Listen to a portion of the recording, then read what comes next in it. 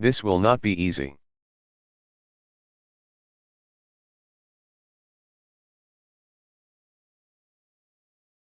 It's difficult to forge a lasting partnership between former adversaries.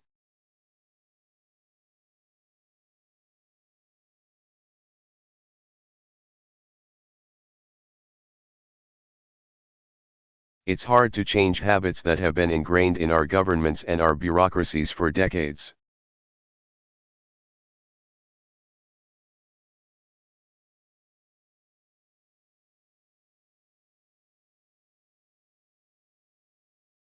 But I believe that on the fundamental issues that will shape this century,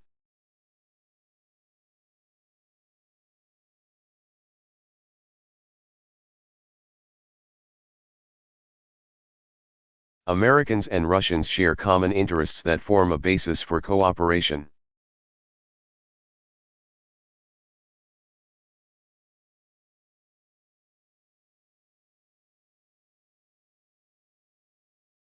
It is not for me to define Russia's national interests.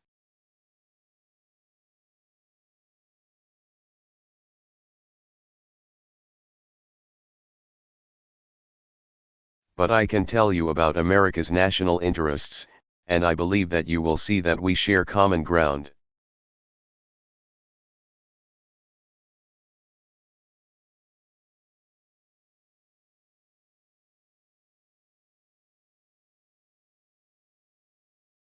First, America has an interest in reversing the spread of nuclear weapons and preventing their use.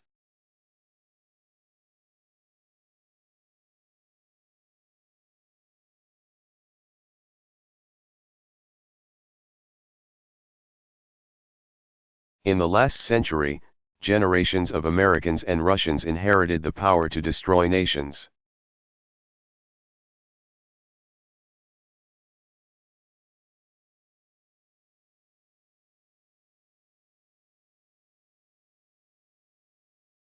And the understanding that using that power would bring about our own destruction.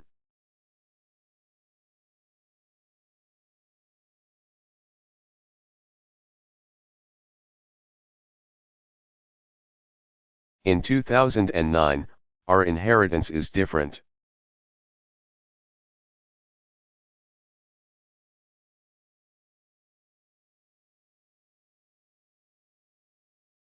You and I don't have to ask whether American and Russian leaders will respect a balance of terror.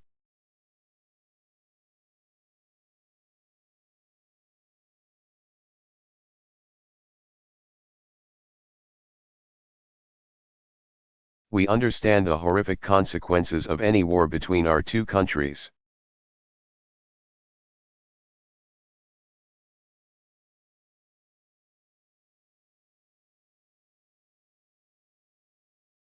But we do have to ask this question, we have to ask whether extremists who have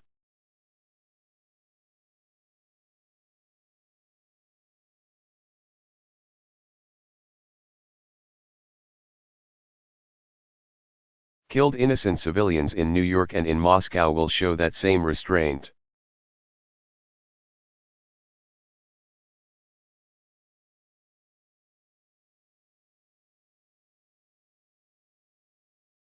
We have to ask whether 10 or 20 or 50 nuclear-armed nations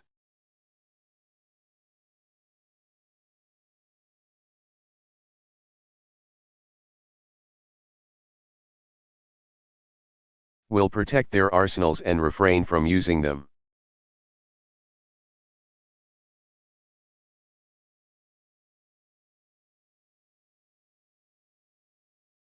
This is the core of the nuclear challenge in the 21st century.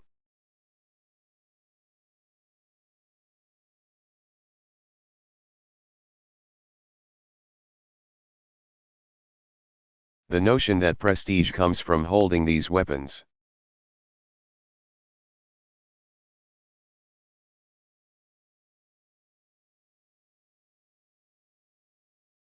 Or that we can protect ourselves by picking and choosing which nations can have these weapons, is an illusion.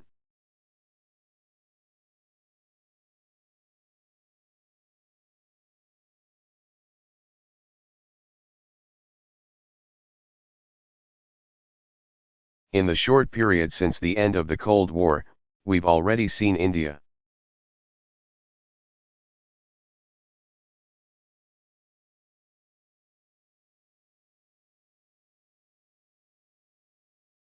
Pakistan, and North Korea conduct nuclear tests.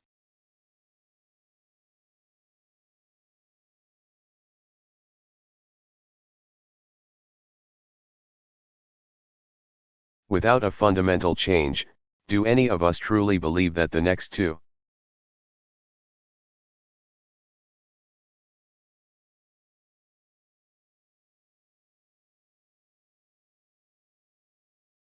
decades will not bring about the further spread of these nuclear weapons?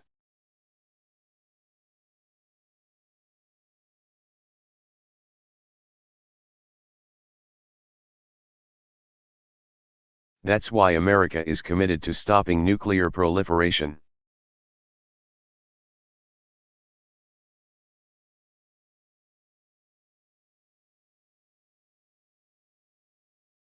And ultimately seeking a world without nuclear weapons.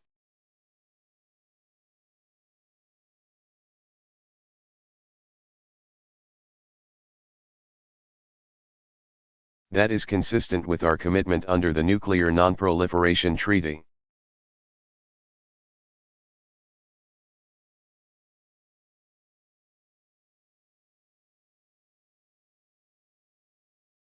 That is our responsibility as the world's 2 leading nuclear powers.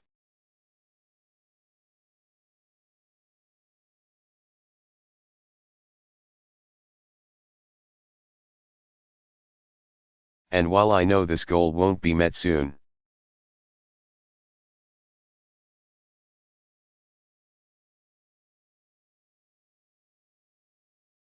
pursuing it provides the legal and moral foundation to prevent the proliferation and eventual use of nuclear weapons.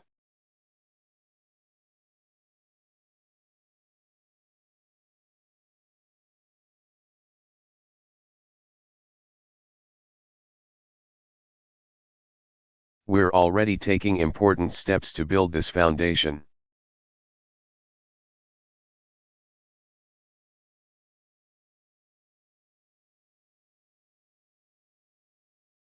Yesterday, President Medvedev and I made progress on negotiating a new treaty that will substantially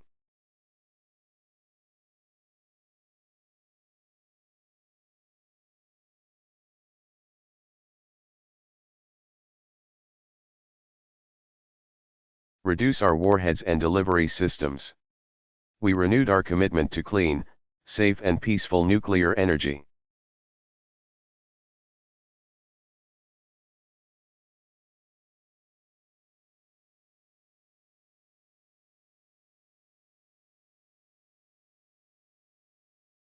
Which must be a right for all nations that live up to their responsibilities under the NPT.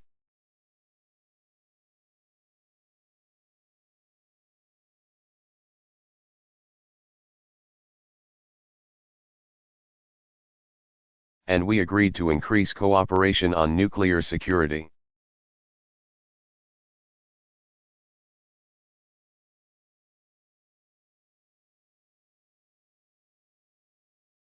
Which is essential to achieving the goal of securing all vulnerable nuclear material within 4 years.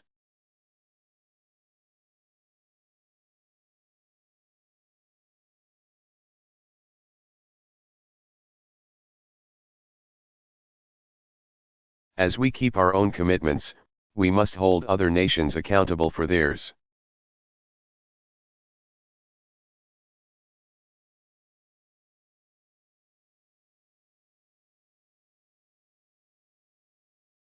Whether America or Russia, neither of us would benefit from a nuclear arms race in East.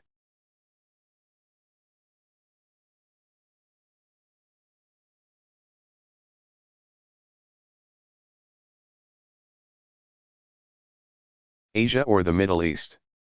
That's why we should be united in opposing North Korea's efforts to become a nuclear power.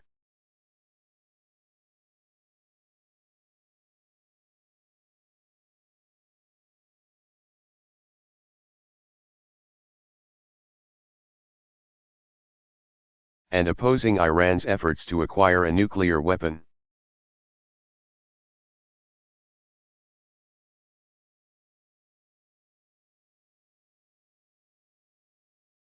And I'm pleased that President Medvedev and I agreed upon a joint threat assessment of the ballistic.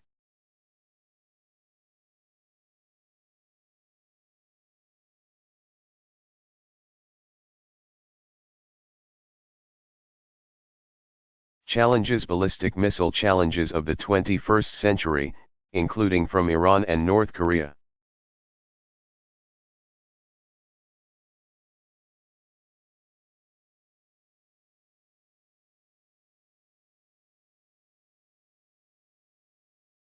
This is not about singling out individual nations, it's about the responsibilities of all nations.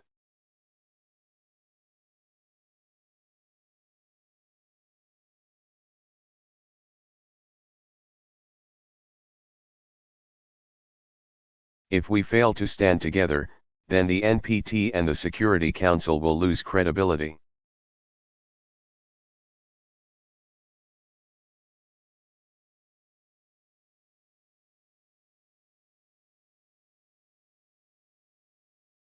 And international law will give way to the law of the jungle. And that benefits no one. As I said in Prague.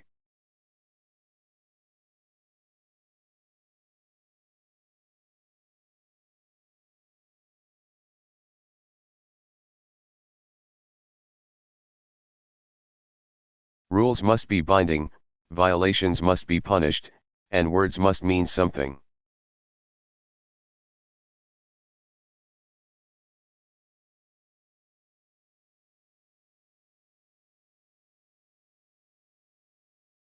The successful enforcement of these rules will remove causes of disagreement.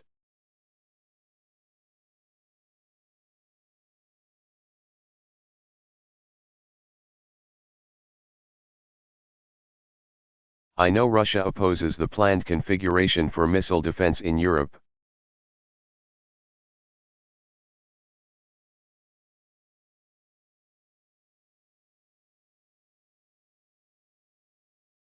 And my administration is reviewing these plans to enhance the security of America, Europe, and the world.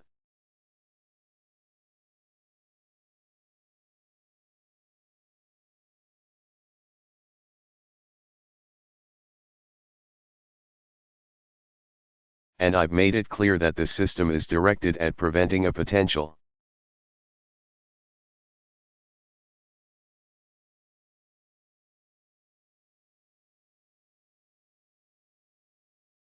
attack from Iran. It has nothing to do with Russia. In fact,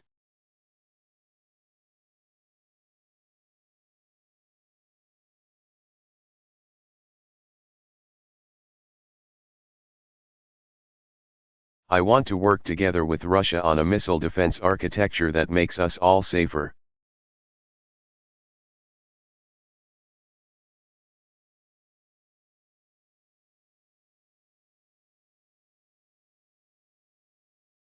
But if the threat from Iran's nuclear and ballistic missile program is eliminated,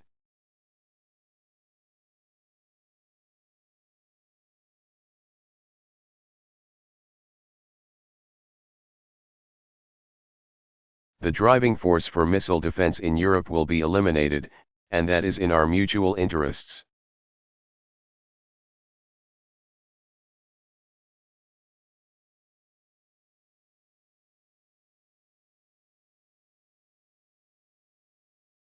Now, in addition to securing the world's most dangerous weapons,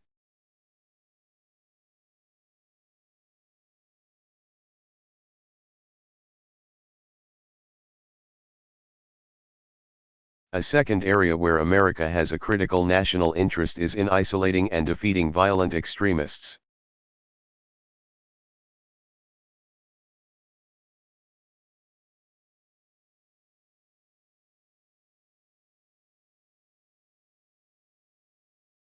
For years, Al-Qaeda and its affiliates have defiled a great religion of peace and justice.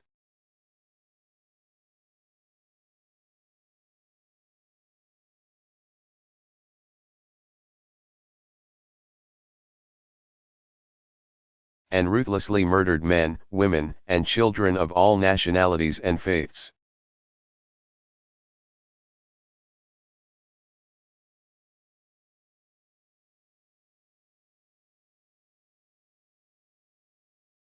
Indeed, above all, they have murdered Muslims. And these extremists have killed in Amman and Bali, Islamabad and Kabul.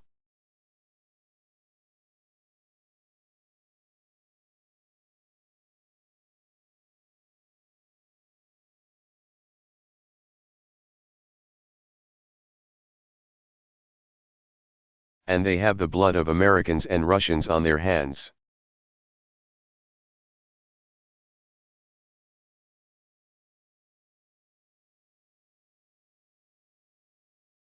They're plotting to kill more of our people, and they benefit from safe havens that allow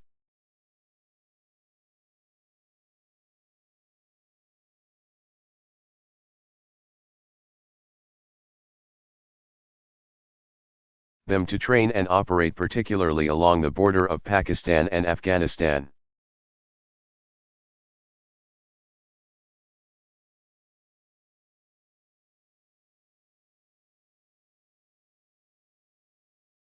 And that's why America has a clear goal: to disrupt, dismantle.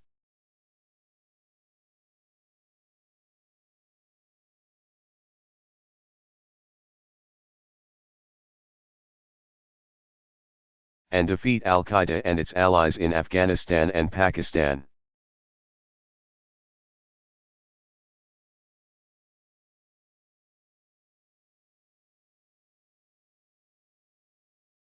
We seek no bases, nor do we want to control these nations.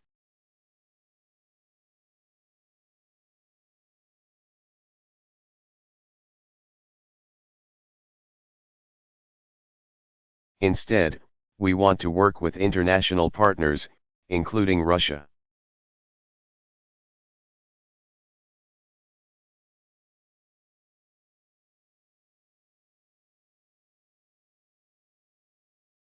To help Afghans and Pakistanis advance their own security and prosperity.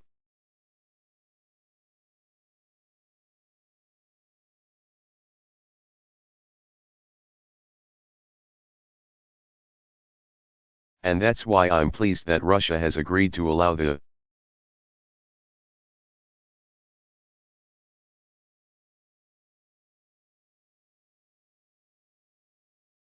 United States to supply our coalition forces through your territory.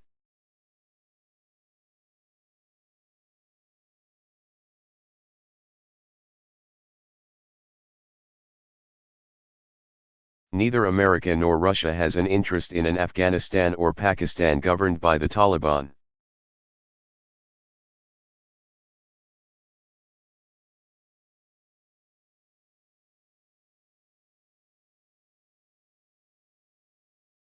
It's time to work together on behalf of a different future, a future in which we leave behind the great game of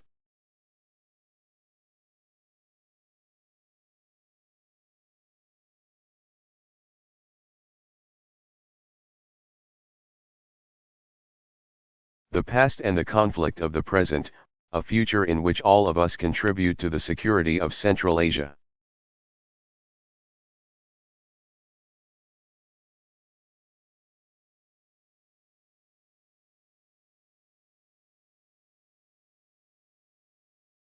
Now, beyond Afghanistan, America is committed to promoting the opportunity that will isolate extremists.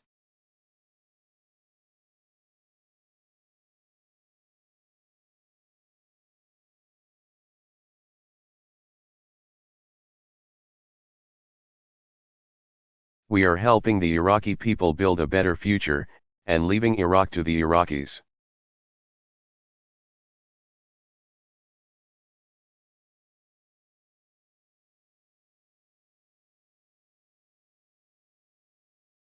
We're pursuing the goal of two states, Israel and Palestine, living in peace and security.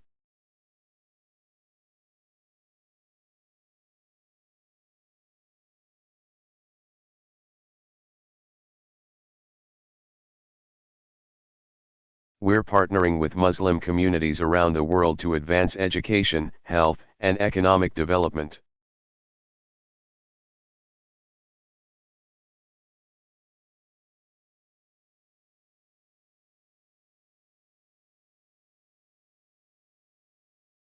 In each of these endeavors, I believe that the Russian people share our goals.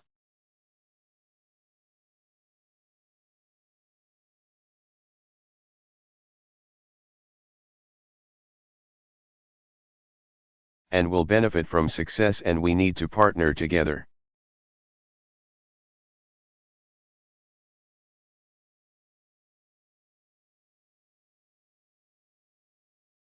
Now, in addition to these security concerns,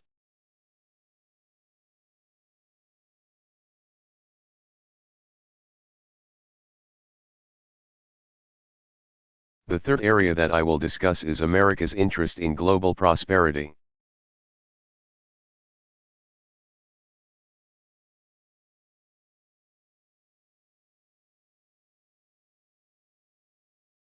And since we have so many economists and future businessmen and women in the room,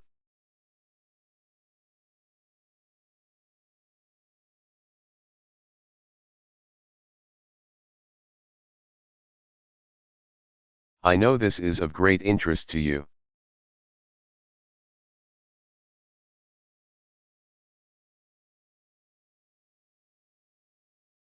We meet in the midst of the worst global recession in a generation.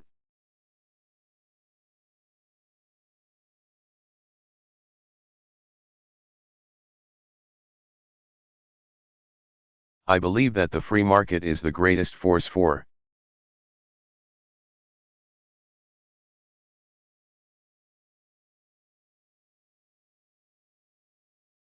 creating and distributing wealth that the world has known.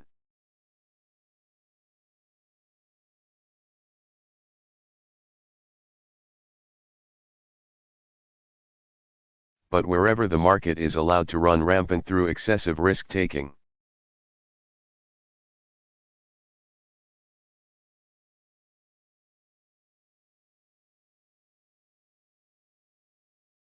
a lack of regulation, or corruption, then all are endangered, whether we live on the Mississippi or on the Volga.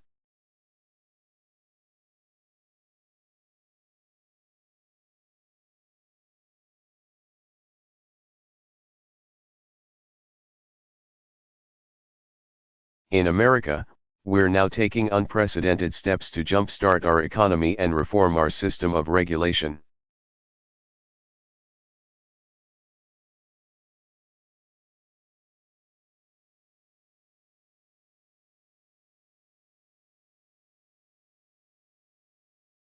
But just as no nation can wall itself off from the consequences of a global crisis,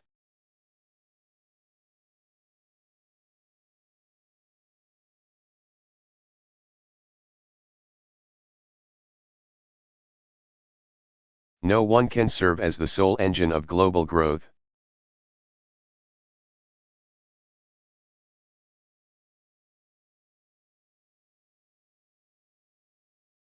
You see, during your lives, something fundamental has changed.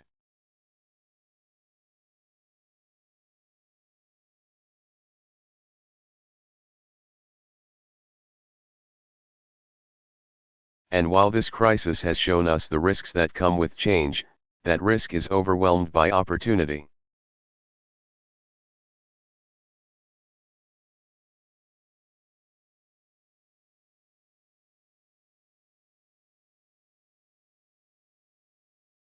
Think of what's possible today that was unthinkable 2 decades ago.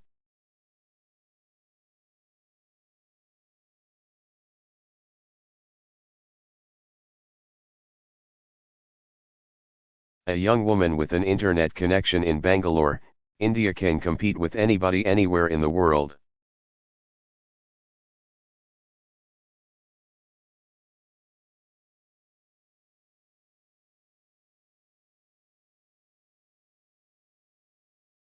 An entrepreneur with a startup company in Beijing can take his business global.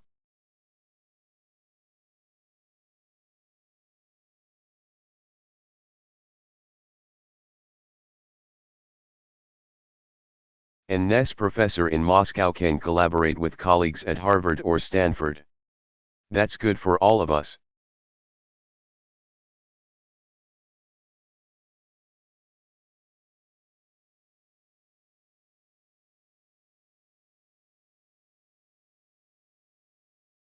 Because when prosperity is created in India, that's a new market for our goods, when new ideas take hold in China.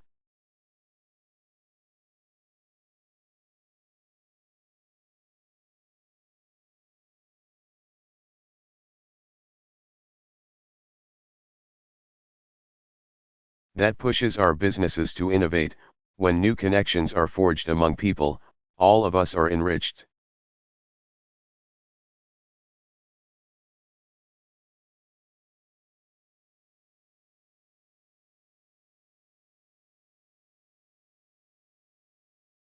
There is extraordinary potential for increased cooperation between Americans and Russians.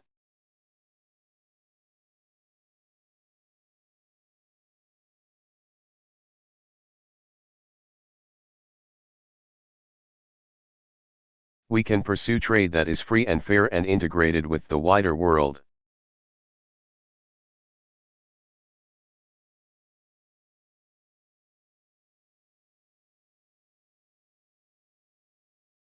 We can boost investment that creates jobs in both our countries.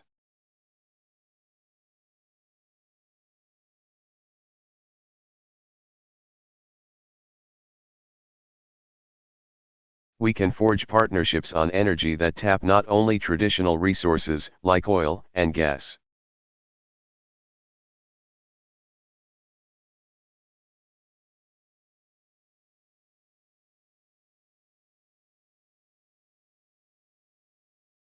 but new sources of energy that will drive growth and combat climate change.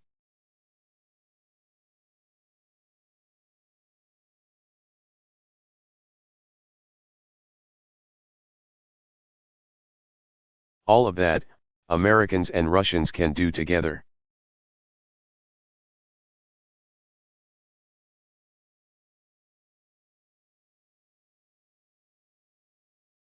Now, government can promote this cooperation, but ultimately individuals must advance this cooperation.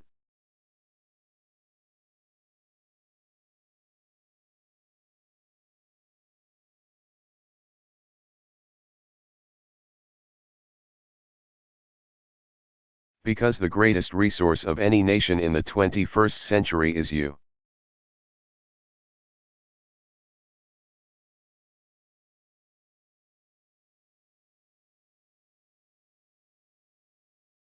It's people, it's young people especially.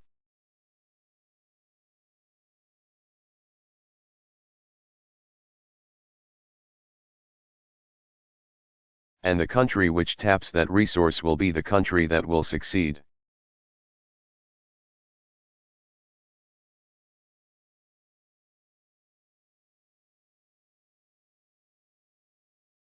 That success depends upon economies that function within the rule of law.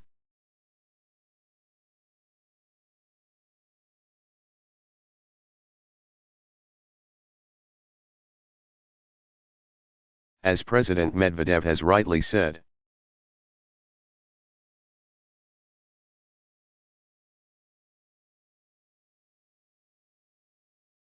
a mature and effective legal system is a condition for sustained economic development.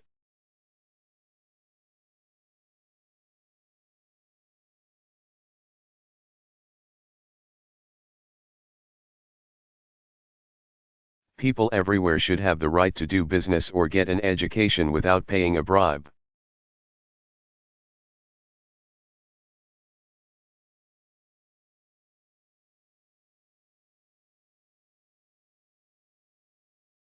Whether they are in America or Russia or Africa or Latin America.